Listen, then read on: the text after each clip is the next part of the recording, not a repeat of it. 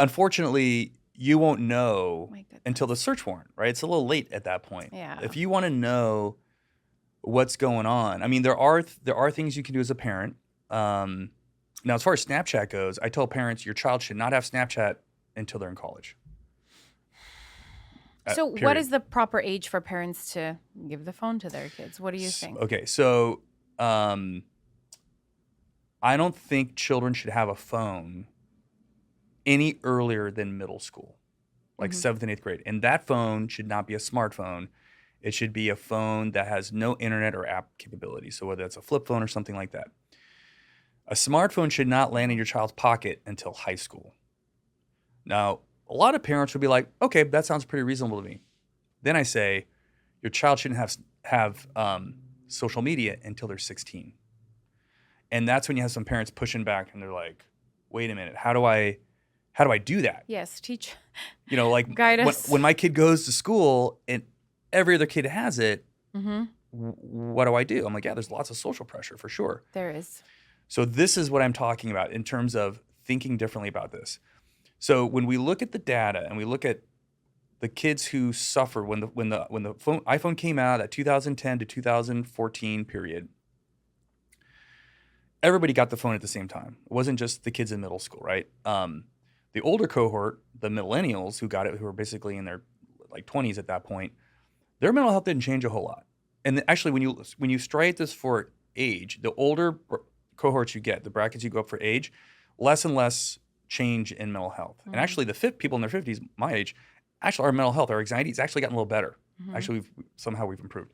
But anyway, but the point is that why was it so hard on these the teens and the preteens? It's because I think to some degree, their brain development, Of course. their adolescence, the puberty, all the things happening right there. And so I'm kind of saying 16 actually is to some degree like a compromise. Like I kind of feel like it shouldn't even be later, but at least 16, you cross some of those, Yeah. that bridge, from preteen to teen, puberty and so forth.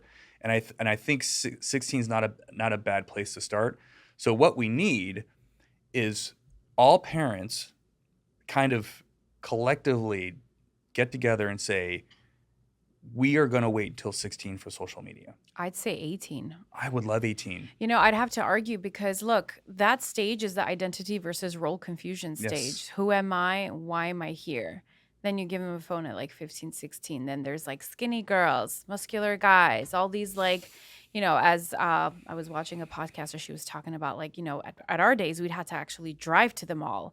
Now the mall's in your phone. It's just constantly swipe by this, swipe by. So there's a lot that causes a lot of psychological damage. So I'd love that too, but I know it's just not possible now. I tell parents, no child is unaffected.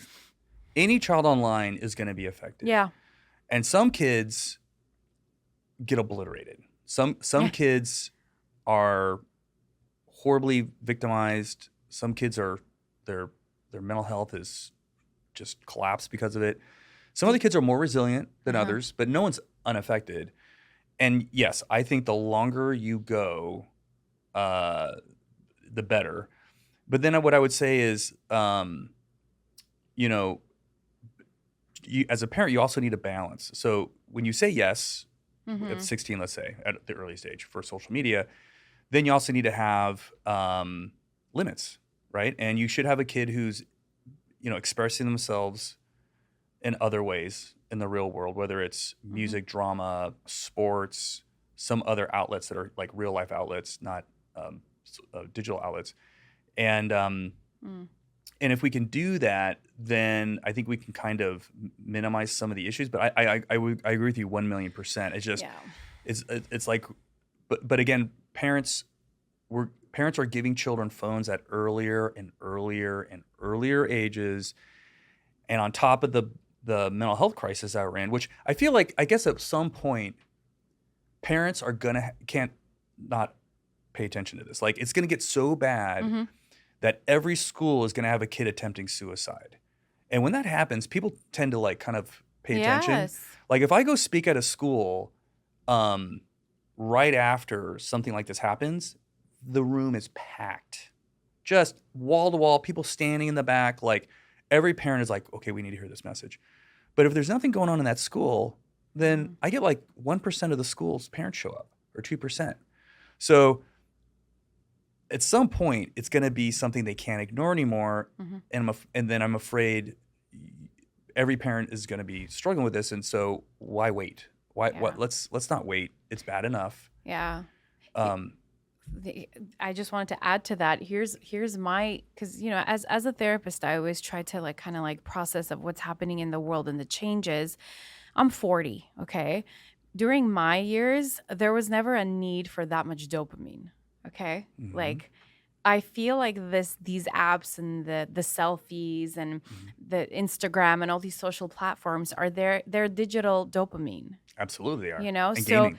And gaming, Huge. yeah, there's just something about children wanting just constant gratification, constant, I want to feel good, I want to feel special.